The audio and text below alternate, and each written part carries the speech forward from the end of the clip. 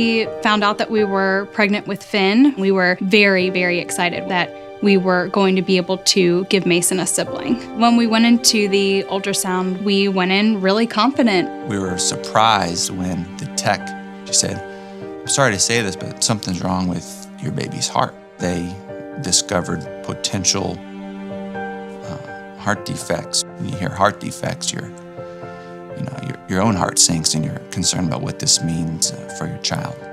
They said, "I'm so sorry, this baby isn't going to make it." It was a very, very dark time not knowing what was going to happen.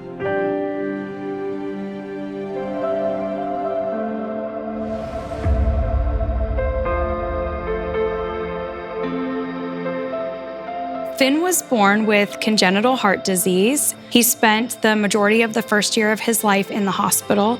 During that time, he endured 10 surgeries, including 1 open heart surgery. Now being 9 years old, he has now completed 18 procedures, including 2 open heart surgeries. My favorite topic to talk about with the American Heart Association is how far the technology has come. And that's because I've truly seen it with my own eyes. In the very beginning, things were very hopeless, and there was not a lot to hold on to.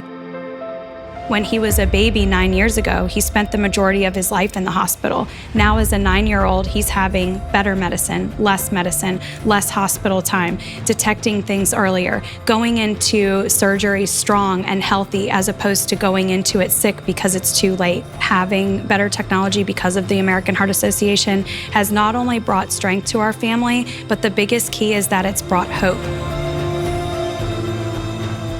One of the huge things that we have seen with Finn through the Kids Heart Challenge program is he was not in a bubble at home. We were not scared thanks to the technology and the advances. He went out, he spoke to other kids. Finn had huge milestones in front of kids at schools around the entire country.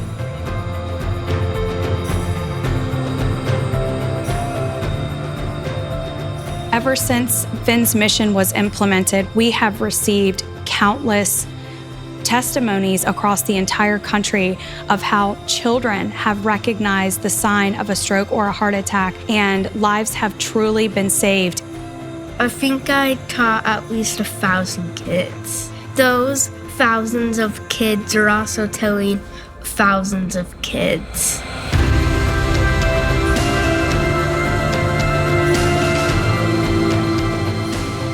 This past year, we were very, very lucky to be able to meet a very special little boy who is around the same age as Finn, named Phil. Phil had noticed an unfortunate cardiac episode with a member of his church, and he knew exactly what to do because of Finn's mission. And because of that, this gentleman is alive today. Hearing testimony that your child has directly saved someone's life, there's really no words for that. You never underestimate the courage of a child. It's really important for people to hear our message. I teach them how to do CPR and what CHD is. There are things that you can do that don't cost a penny, and that is the awareness. And then there's the donations. The awareness leads to funding, the funding leads to research, and the research is what leads to hope. And that's what I love about this organization, is that everyone can be a part of it and everyone can equally make a difference.